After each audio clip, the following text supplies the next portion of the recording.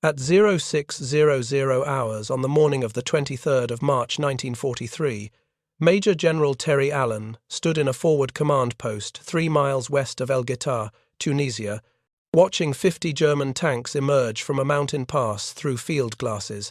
The morning air was cool, the sky clear, visibility perfect. Allen could see every detail of the German column as it descended from the hills into the valley below. Panzers in formation, moving with the confidence of veterans who had crushed enemies across 3 continents. 27 days earlier, American forces had been routed at Kasserine Pass, 6,500 men lost. A 50-mile retreat in 5 days. The defeat had been total, humiliating, very public. The Germans called American soldiers cowards. The British questioned whether Americans could fight at all. American newspapers back home reported the disaster in stark terms. The credibility of the entire American war effort was at stake. Now, those same Americans were dug in across the Guettar Valley with orders to stop the German 10th Panzer Division. Allen had commanded the 1st Infantry Division, the Big Red one. For 9 months, he had trained these men in camps across the United States, on transport ships crossing the Atlantic, in staging areas in Britain and North Africa. He knew their strengths and their weaknesses. He knew they were green, untested, unproven, but he also knew they were Americans. And Americans did not quit. The question was whether anyone else would ever find out. The German attack came exactly as intelligence predicted. Panzer IV tanks, Marder tank destroyers, armoured half-tracks carrying infantry, the kind of coordinated mechanized assault that had crushed Poland in 3 weeks and France in 6 weeks. The kind of assault that had driven American forces back 50 miles at Kasserine Pass just under 1 month ago. The Germans were confident. They had beaten Americans before. They expected to beat them again. What the Germans did not know was that the American army they faced at Guettar was not the same army they had defeated at Kasserine Pass. In 27 days, the United States Army had transformed itself more completely than any Allied force had managed in 3 years of war. The story of how that happened begins in the Atlas Mountains of Tunisia on the 19th of February 1943. That morning, Field Marshal Erwin Rommel launched an offensive against American positions at Kasserine Pass, a 2-mile-wide gap in the Grand Dorsal mountain chain. The pass was strategically critical. Control of Kasserine meant control of the routes through the mountains. The Americans defending the pass were inexperienced. Most had never fired a shot in combat. They had arrived in North Africa just weeks earlier as part of Operation Torch, the Allied invasion of French North Africa. Their commander, Major General Lloyd Fredendall, had positioned his forces poorly, splitting units into small, isolated groups without mutual support. The military term for this was penny packets, small detachments assigned individual tasks without coordination. The American tanks, M3 Lees and M3 Grants, had high silhouettes that made them easy targets.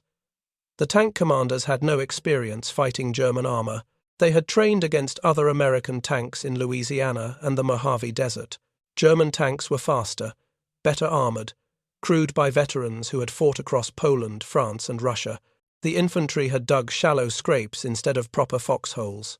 They did not understand that German tanks would deliberately drive over shallow positions and rotate their tracks to crush anyone hiding there. These were lessons that would be learned in blood. When Rommel attacked, the American lines collapsed within hours. German panzers broke through the pass. Italian forces supporting the attack overran American artillery positions. Fredendall's scattered units could not coordinate a defense. They could not call for artillery support because batteries only responded to their dedicated observers, and those observers were spread across different frequencies. Air support was non-existent. The different American units did not know where each other were positioned.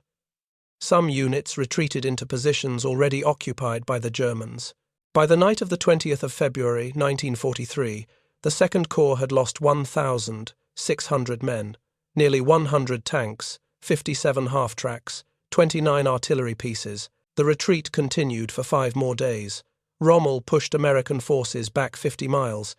He captured the towns of Spatla, Feriana, and Kasserine. American soldiers abandoned equipment, supplies, and positions. By February 22, when the German advance finally stopped, American casualties totaled 6,000, 500 men, 300 killed, 3,000 wounded, 3,000 missing. The Americans had lost 183 tanks, more than 500 trucks and motor vehicles, 104 half-tracks, 208 artillery pieces. German losses were 989 casualties, and 34 tanks. The United States Army had suffered its worst defeat of World War II. The British questioned American competence. German officers openly mocked American fighting ability. Field Marshal Albert Kesselring, the German commander in the Mediterranean, told Hitler that American soldiers were poorly trained and poorly led. The defeat at Kasserine Pass created a crisis for the American war effort. General Dwight Eisenhower, the Supreme Allied Commander in North Africa, faced a fundamental question. Could American forces fight the Germans on equal terms? Or would the United States need to rely on British forces to carry the ground war in Europe? The answer to that question would determine Allied strategy for the entire war. If Americans could not defeat German forces in North Africa, how could they be trusted to lead the invasion of France? Winston Churchill was already skeptical about American military capability. After Kasserine Pass, his doubts seemed justified. British commanders Montgomery and Alexander concluded that Americans were hopelessly trained, poorly led, made poor soldiers, unlikely to improve quickly. But Eisenhower saw something in the Kasserine defeat that others missed. American units had fought poorly, but they had not broken completely. Some units had held their ground under impossible odds. American artillery, when it finally got organized, had stopped German advances with devastating firepower. The problem was not American soldiers. The problem was American leadership, American doctrine, American coordination. Those were problems that could be fixed. On the 26th of February 1943, just 2 days after Rommel withdrew from Kasserine Pass, Eisenhower began the most rapid military transformation in modern warfare. Eisenhower's first move was brutal. He relieved Major General Lloyd Fredendall of command on the 6th of March 1943. Fredendall had positioned his headquarters 70 miles behind the front lines, dug into a canyon where he felt safe from air attack. Engineers had blasted tunnels into rock for underground bunkers. Eisenhower later called it the only time during the war that he ever saw a higher headquarters so concerned over its own safety. Fredendall had never personally reconnoitred the battlefield. He did not know the terrain. He had split his divisions into small combat commands scattered across 50 miles of desert. When the Germans attacked, Fredendall could not coordinate a response because his units were too dispersed. Eisenhower replaced Fredendall with Major General George Patton, a 57-year-old cavalry officer who had spent his entire career preparing for mechanized warfare. Patton took command at 1,000 hours on the 6th of March, 1943. He had 17 days to transform the Second Corps before Eisenhower ordered them back into battle. Patton understood something fundamental about military organizations. They will die for a commander they fear and respect. Patton needed both. He started with discipline. Every soldier in the Second Corps was ordered to wear a complete, clean, pressed uniform at all times. Soldiers who failed to wear leggings, helmets, or proper insignia faced court-martial. Officers who allowed their men to appear slovenly were relieved of command. Patton personally drove through American positions looking for violations. He stopped jeeps, inspected uniforms, questioned soldiers about their weapons and equipment. He fined officers $50 for not wearing neckties. He made enlisted men dig new foxholes because the old ones were too shallow. He was everywhere, all the time, demanding perfection. The Second Corps hated him. Soldiers called him a tyrant. Officers complained that he cared more about appearances than combat. But Patton understood something the soldiers did not yet grasp. An army that looked sloppy was an army that thought sloppy. An army that tolerated low standards in appearance would tolerate low standards in combat. Patton was building an army that looked professional. More importantly, he was building an army that believed it was professional. While Patton rebuilt morale, Eisenhower rebuilt doctrine. The problems at Kasserine Pass had been systemic. American artillery could not mass fires because each battery operated independently. American armor fought tank to tank instead of concentrating fire. American air support was poorly coordinated with ground operations. American commanders did not understand combined arms warfare. These were not problems that could be fixed with better soldiers. They required new tactics, new procedures, new command structures. Eisenhower assembled his staff and gave them one order: fix everything fast. The artillery reforms came first because artillery was America's strongest asset. American artillery pieces were excellent. American artillery ammunition was plentiful. American gunners were well trained. The problem was coordination. Before Kasserine Pass, each American artillery battery had its own dedicated observers on separate radio frequencies. A forward observer with the 3rd Battalion could only call fire from 3rd Battalion guns. Even if 2nd Battalion artillery was closer to the target or had better firing positions, this meant American artillery could never achieve the mass fires that made German artillery so deadly. German forward observers could call fires from any battery within range, creating sudden, overwhelming concentrations of firepower on key targets. Within 1 week of Kasserine Pass, Eisenhower's staff began developing a new fire direction system that would allow better coordination of artillery fires across multiple batteries. The solution required new radio equipment, new training, and, most importantly, a new mindset. Artillery officers had to think of artillery as a corps-level asset, not a battalion-level asset. By early March, the new procedures were being tested in training exercises. By mid-March, when the 2nd Corps went back into combat, the artillery battalions were practicing coordinated fire missions. The armor reforms were more complex. American tank doctrine before Kasserine Pass emphasized tank versus tank combat.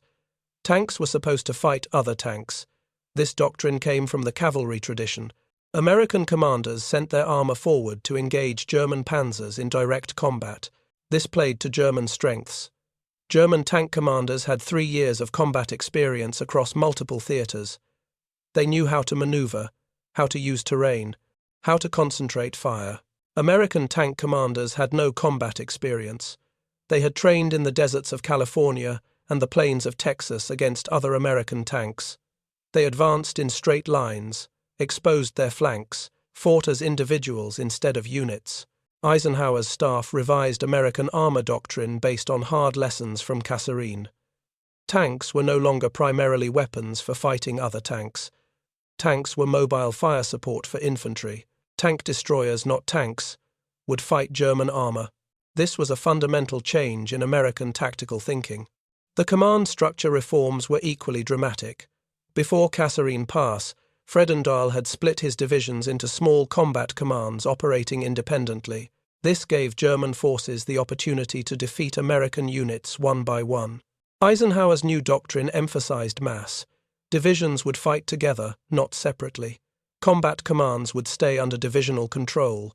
Mutual support would be mandatory. No unit would be positioned where it could not be reinforced or supported by adjacent units. These reforms happened simultaneously with Patton's discipline campaign. While Patton made soldiers wear proper uniforms, Eisenhower's staff rewrote the rulebook for modern warfare. While Patton inspected foxholes, artillery officers practiced new coordination procedures. While Patton demanded salutes, tank destroyer units rehearsed unified employment. Morale and competence had to advance together.